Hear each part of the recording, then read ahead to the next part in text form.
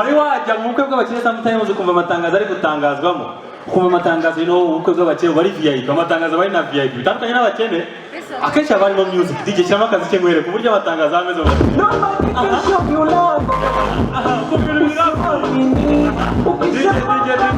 ukwe umuziki nyamuneka abantu nyamuneka umuntu waparitse rwengero va RHD 447 be ayikure mu nzara ibe yabangamiye DJ cyangwa akazi ki kino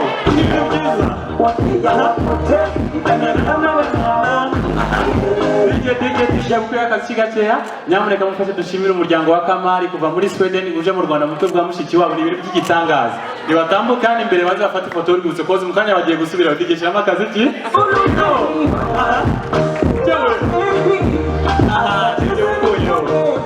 sasa ngwino mu bakene byonyine amatangazo aragukanga n'indirimbo byonyine abakene ziba zitandukanye DJ shyiraho umuziki nkwereke yumvira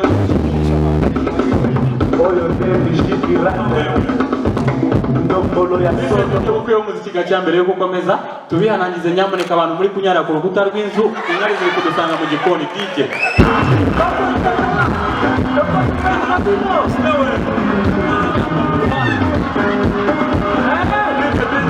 niwongeye gusubiza uwo muziki nyamuneka tuwongeye tubihanangize tuwarete niza abantu bavuye i Kigali abandi mwerekeze mu cyamba ryo kwa Kariyose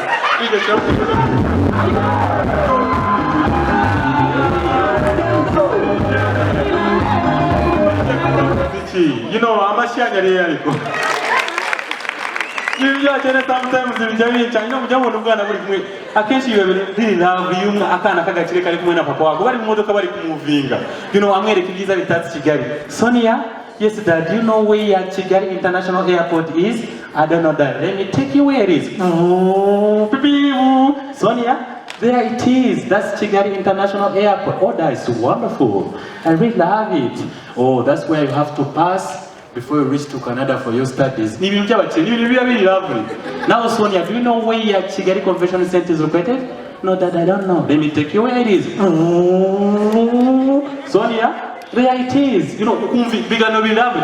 Natekereza uburyo nabagandi kumwe na papa mu ishyamba turi gusenya. Nawe afite ibyiza nyereka mu ishyamba buretse ko ari ibintu byamukangaga gusa. Turimo turasenya Joshua karame papa cya gihuru bakibona kiri hariya hariya nayo kinzoka y'incarwatsi ibintu bikagucyaye ukongera mu gasenya ariko ubundi Joshua niki papa nyokwegeza kubwira impamvu twakwise ka muhanda nabyambwiye hariya gahanda kari hariya ruguru kabona nyoko yari akujyanye kwa muganga imwanga mu nda birangira gukubisa aho ngaho yaragiye kubyara wakukiye ku muhanda habukiye ku muhanda nese papa mwari mwabuze izindi zina mu nyita aha ari shatse nk'umubyeyi utekereza nari nashatse kwita Kanyanzi ariko nasanze mushiki wawe ariko yitwa bose babukiye imihanda abone abana bumva ngo babuze ibyangombwa by'amavuko ninde wagweze ibyangombwa by'amavuko bavukiye mu ishyamba kino kumva ngo bamwe babuze visa ninde wagweza visa ahubwo mwabuze ni nanda wagize ababuze visa mwese mwavukiye ku muhanda mwabuze ibintu by'abakire bijya bincana sometimes you know akenshi mbibona uzarebe nk'akana umwana w'umukera ararwara ukagira ngo arwaye famiye yose yarwaye umutwe akana umubyeyi yahangayitse my god I don't know what I'm gonna do Sonia can you taste on this food you know akana man I feel I don't want you know n'abakire can we cook for you chicken no mom I don't want yanzi moko you know Sonia what can we do can I bring for you burger no mom I feel I don't want I can vomit you know ibintu nk'ibyo ngibyo Uretse ko nanjye sometimes najyaga ndwara nanjye bakambwira ibyo kurya nyine nshaka uretse ko byari ibyo kurya byari ibya gakondo ndarwaye byose ko warwaye malaria ukabudashaka kurya tukuzanira umushogorose mama nshaka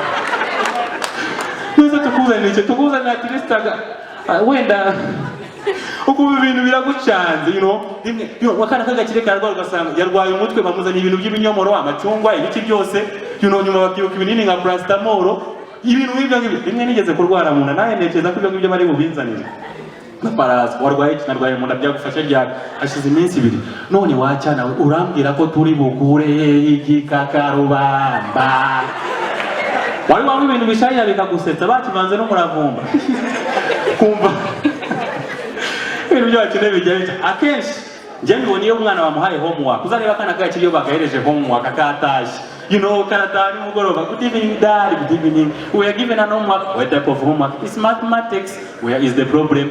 The teacher asked, what is 2 plus 2? My daughter, I don't know 2 plus 2. Really? Come outside and I'll show you. Next time when you're given homework, use your daddy's surroundings. Use what? My daddy's surroundings. So you were given 2 plus 2. Are you seeing those 2 Range Rovers over there? Yes, Dad. Are you seeing those 2 hammers over there? Yes. Add them together and tell me how many cars does your daddy have? 1, 2, yes. 3, 4. Wonderful. Next time when you're given homework, I use what? Your daddy's surroundings. Sasa rekananje naye. Bama homework. Umuntu twala gari homework anu mukoro. Homework anu kusenya gu. So natash. Mwiriwe papa. Mwiriwe. Baduhaye mukoro. Batubwiye ngo abye mugomba kudufasha. Ntabwo twishyura muri ishyura. Kuki batabafasha tuba twarabishyuye. Kibazo kiri mu mibare. Kibazo kiri he? Bambwiye 5 neranijeho 5 ni kange. Wacana uratekereza ujya wuzwa 5 guteranyaho 5 ntabyo uzana ibitoki byawe hano. Ndagira ngo wibare umbwiye inoti ufite 1 2 3 4 5 6 7 8 9 10 11 kigoryo rwa 11 ukwe papa nari neranyije akaregeye bavukanye ibibazo wanga gutambira ngwino mwereke gutande baguhereza ibintu byo guteranya uko dukurisha imitungo yaso agenda hanze ziriya ngurube 5 ziriya ari urazibona teranyaho ziriya ngo kumbwira amatungo papa wafite 1 2 3 4 5 zo ni ingurube 6 7 umunani imwe irirukanse kigoryi yirukanka n'utayibona ntugaruke muri runo rugo amateri happy Valentine's Day ikamanze nsuhuza abantu hano bayi ane kumeze you know abanga bane n'ushobora gusangara guhamagaye uri boyfriend you hello Joshua hello my dad is dead I don't know what I'm gonna do he's dead yeah he's dead oh my god I'm so sorry for the death of your dad. Oh, same to you, Joshua. I'm happy birthday, same to you as if we were born on the same day. Happy Valentine's Day. Hey, Oguchi. Hey, can I ask a question? Honorable Louise Mushichua is leading the French language in the whole world. French language? Yeah, it is. And Joshua wants to read Rwanda language in our country. Join the 2 sentences beginning with in spite of the fact and end with no sooner. Let's go. In spite of the fact that Joshua wants to learn Kinyarwanda in Rwanda right now. He's a manager. Hello, how are you? I'm good, thank you. Happy Valentine's Day. Thank you, and you too. Hey, Jojo, say one day you too. Okay, if communication in English changes to communication, television changes to television, what about forestation? Let's go, please. Congratulations, Mama Mashiwa. English is a problem. Naibonye muri Miss Rwanda. Honey, I feel I want to go to the toilet. Do you have a toilet paper? No, I don't have. So what will I use? You know what? Let me send somebody to the boutique. Let me bring it for you. You know how that is. You know what to do. Nae de kuwe ni kifoga chitizi. Shehi bononga taku ja free wese namba ho gisomara. Don't Nesu namgira kwande bukoreshe. Nesi ya televizion si yawe ni yanjye. Nesi kikaitoe buriyemo kiri hehe.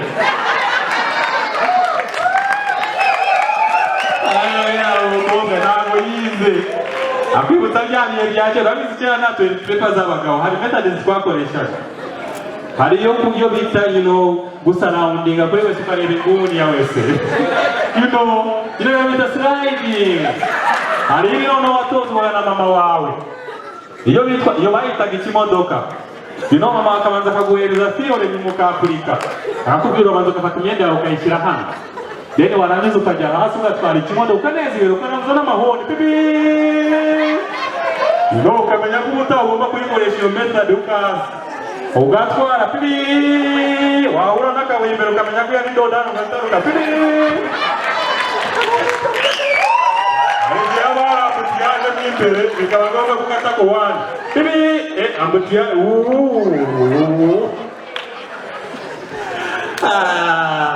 Iyo mpamvu ushimira Imana hamwe mu bukene n'izina ry'Imana. Mendalizi, ahantu ushobora kumenya umukobwa wize n'utarize umenye niba wamusohokanye muri hoteli, mwasohokanye muri Kigali Convention Center, mwasohokanye muri Serena, aho ngaho niho umenya umukobwa yarize. Akenshi nta Cyongereza baba bazi, kandi ziriya menu, ziriya list ziba ziri mu Cyongereza n'Igifaransa. Reka usohokane n'utarize, menya abayireba nk'uri kwireba kuri liste y'itora. Uzi ko banshize ku mugereka. Ayibonye muri Miss Rwanda. Miss Rwanda hari n'abakobwa batandukanye. Bamwe bari bazi Cyongereza abandi batakizi. Bahuye ni mwiza Megan. Mwiza Megan aratangiye. What can we bring for you? What have you had? Do you have chicken burger? Yeah, we have. What about beef burger? Yeah, we have. Just bring chicken burger. What kind of... Do you have some kind of drinks? Yeah, we have. Just bring all that. You know, I cheese. Reka bahura na mwise neza Josiane. What have you? Why do you want us to bring mwise neza Josiane? Come again, please. Why do you want us to bring? Tukuzanira iki? Urabizi? Tubura kuba tuma bigatinda. Kugira ngo rero byihute nzana n'icyo ni mwiza ndagane mwamuzaniye. Icyongereza n'indaje. Uretse ko na papa nawe Icyongereza kijya kimubora sometimes. Ni umuntu utazi Instagram ntabwo azi aba followers. Rimwe nigeze kumubwira papa mfite 10,000 biri kunkurikirana waribye. Papa ni Instagram waribye icyo mubaye 10,000 byose. Rimwe nigeze kumubwira nagasa n'amagambo in front of na behind of. So rimwe nigeze kumubwira nkorope imbere y'urubaza nkorope inyuma y'urubaza ariko uburyo yabishyize mu Cyongereza biri funny. Nakorope imbere inyuma sinahakoropa ndamusuzugwa ariko uburyo yabibwiraga Mama Joshua, no man atangiye kunena byageze bitese. Yesterday I told him to mop before and after veranda. He didn't do that. What did he do? He mopped it before and left it after. So mama nawe aramureba aravuga, you know, muhereze forgive us. Ubutani yongera uzamukubita. Iyo niyo famille turimo. Ariko mba nicaye muri salo kumva papa aramamagaye. Turi nka batatu. 1, 2, 3. Both of you come here. We are already 3. Abantu batari kubyumva shabazi ko ibyo ndi kuvuga biri nyabyo kandi ni imbogo nyazo. Mama ntabwo uri kubisobanukirwa. Translating, assalamu alaikum. You know, Icyongereza ni daye. Nyabibona sometimes nano ikintu ntabyo kumenya. You know, I do study techniques. Have you ever enjoyed sex? Bamwe baravuga icyama kagakomereza ako kanavuze. You know, hari ikintu kimwe kijya kinangaza kenshi. Reka mbanze nshimira abantu bari single. Ndabona hano ku ntebe. Are you single? Ufite umukunzi nta mukunzi ufite? Nta mukunzi? Ufite imyaka ingahe? Cyo ni ikibazo. Happy Valentine's Day to those who are single. Ndabizi umuhungu na mama ntabwo yawuserebuye uno munsi. Thank you. Ntabwo yawuserebuye because ndabizi I remember in 2016 I think. It was Valentine's Day. Kugira ngo umenye ko mu rugo biba byari chance. I went found where my mom was seated, worried about that. I asked, Mom, it's Valentine's Day, you have to celebrate. Zubuya isambwe, Joshua, these days your father is no longer romantic. For him, he takes Valentine's Day like I hope to remember, then it's done. Because for me, it's valuable. Wese ko nawe sometimes uwo munsi nabonye amuserebra umukobwa twahuriye muri Seka live y'ubushize arambwira Joshua, I really love you, I feel, you know, I don't know what I can do. Amereza na 5K for the love. Ndavuga really umwana ibintu bijya atajya kunyweza byari. We started chatting, VIP messages, ibintu nk'ibyo ngibyo. No za messages za VIP.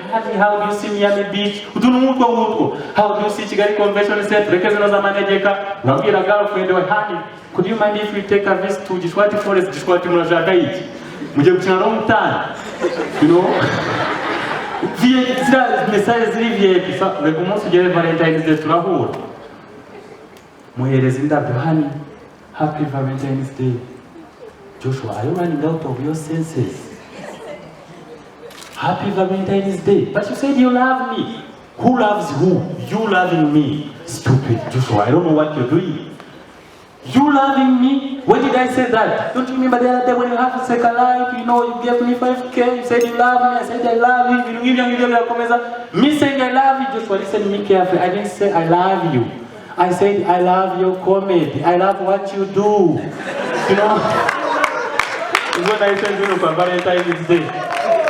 Ndavuga reka nikunda nitajya gukundana n'undi mukobwa w'umusaza abanyamusaza ntabwo bari romantic niyo mpamvu nkunda abazungu buryo uzareba umuzungu yari kumwe n'undi muzungu ino bari kureba filime tuvuga urugero nko kuri ino barimo kuburiri bari kureba movie ibintu biba biri romantic baricaye bari kureba movie. Honey, how do you see that movie? It's really romantic. I really love it.